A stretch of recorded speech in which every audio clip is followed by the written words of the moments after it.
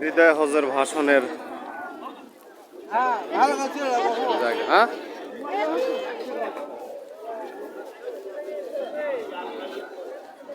আরাফার ময়দানের এক প্রান্ত, এখান থেকে রাসূলুল্লাহ সাল্লাল্লাহু আলাইহি ওয়াসাল্লাম বিদায় হজের ভাষণ দিয়েছিলেন।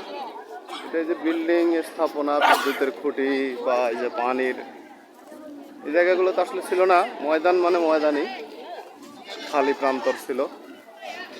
তো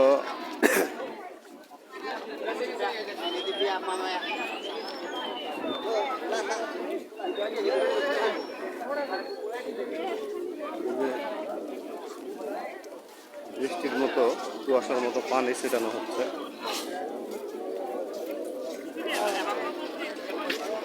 আল্লাহর রাসূলের স্মৃতি বিজড়িত এবং পূর্ববর্তী অনেক নবী রাসূলের স্মৃতি বিজড়িত এই সমস্ত জায়গা। এখানে যেহেতু উমরার জন্য যারা আসেন তারা এখানে দর্শনার্থীজন ভিজিটে যেহেতু আসেন, এই কারণে এখনো পানি ছিটানো হচ্ছে।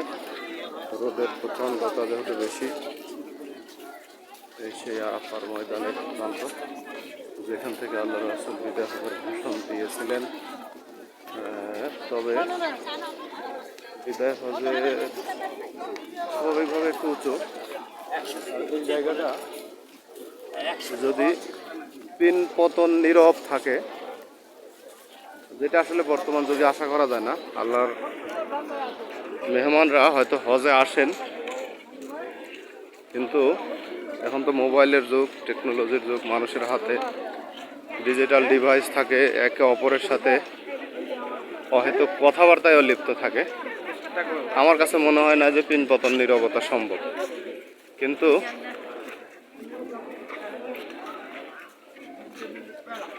ওই সময়ে মাইক ছাড়া, সাউন্ড বক্স ছাড়া আল্লাহর রাসূল খালি মুখেই কিন্তু ভাষণ দিয়েছিলেন এবং তার সেই ভাষণ পুরো উপস্থিত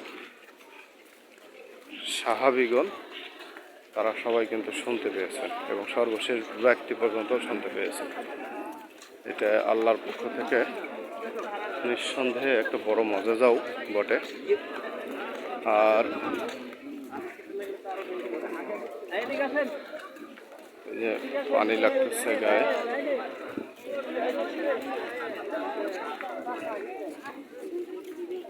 আরাফার ময়দান।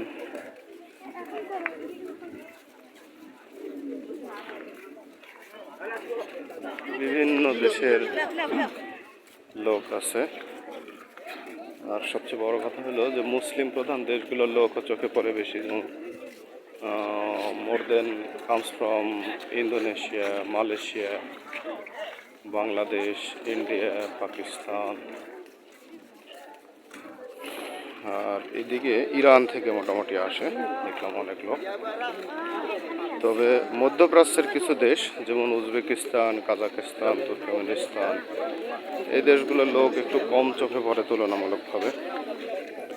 আর বিশেষ করে মিশর, তুরস্ক, সিরিয়া, লেবানন, এদের তো ওইভাবে বোঝা যায় না, চেহারা ভাষাভাষিও এক, কিন্তু অন্যান্য দেশের পোশাক এবং চেহারার সাথে মোটামুটি আইডিয়া করে নেওয়া যায় যে এলা অমুক এলাকা।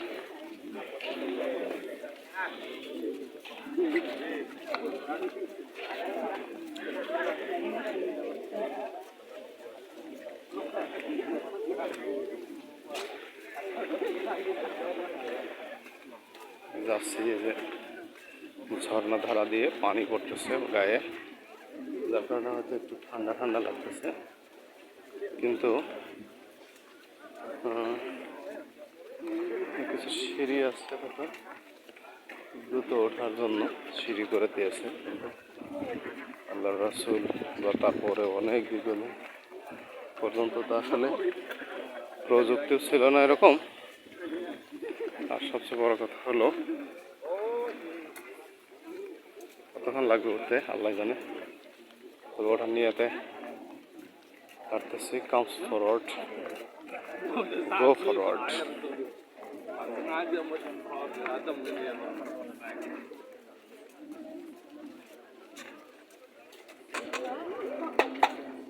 থাই অ্যালুমিনিয়াম দিয়ে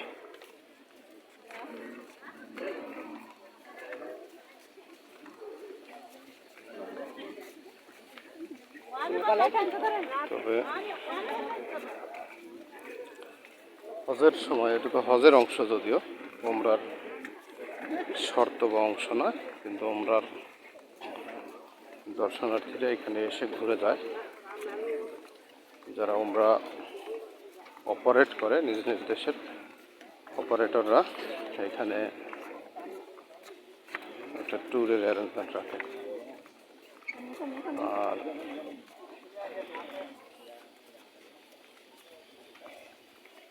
হজের সময় পোশাকের কিছু শর্ত থাকে।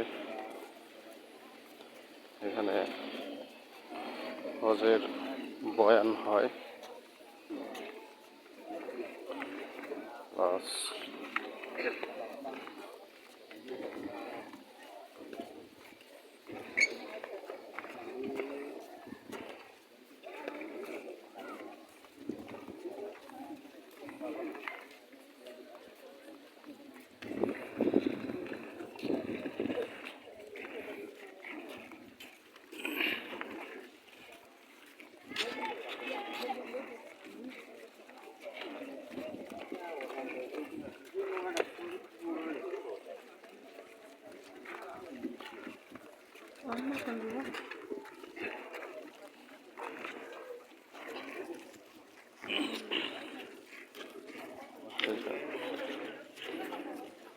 সিঁড়ি করে দেওয়া হয়েছে, কিন্তু পাথরগুলো মসৃণ না, ভালো, এটাও কিন্তু ভালো দিক। অমসৃণ পাথর, জাস্ট এইটা যেরকম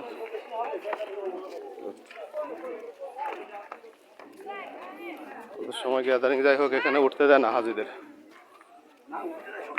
সবাইকে দেয় না, হয়তো সিরিয়াল থাকে একটা, তাহলে আসতে পারে 2 মাইল 3 মাইল 4 মাইল। এই যে আমার কাকা সবার আগে উঠে গেছে, কাকা কিন্তু সবার আগে।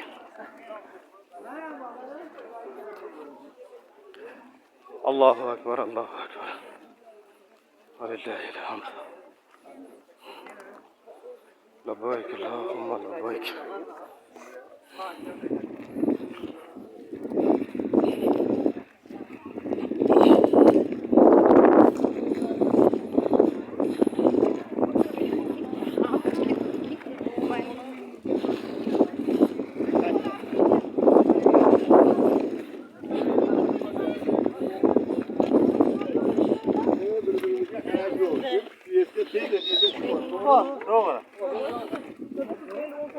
Allah.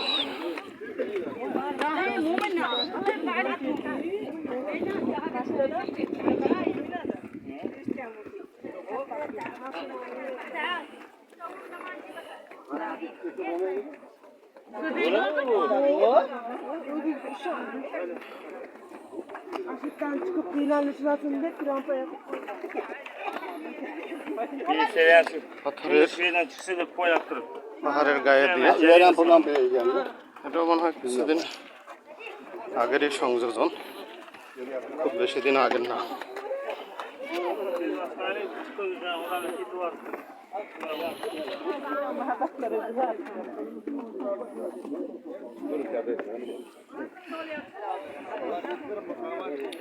আল্লাহু আকবার।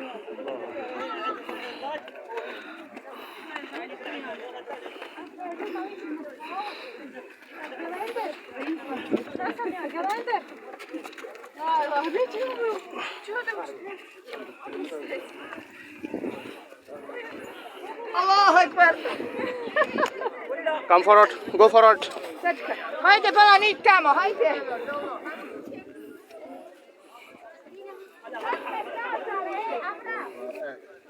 Allahu Ekber. Dön zaten.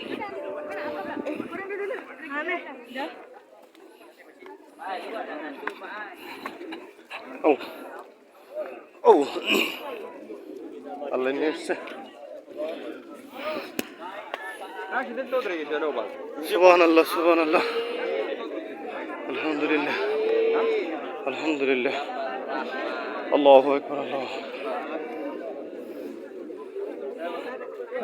লা ইলাহা ইল্লাল্লাহ, আল্লাহ, ইয়া আল্লাহ, ইয়া রহমান রহিম, ইয়া গফফার রহিম, ইয়া জব্বার, ইয়া খালিক, ইয়া মালিক, ইয়া রাহমাতুল লিল আলামিন।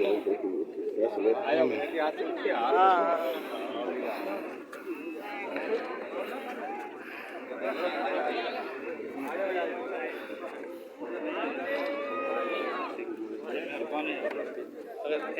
बनाने तो बना ले वीडियो से चलो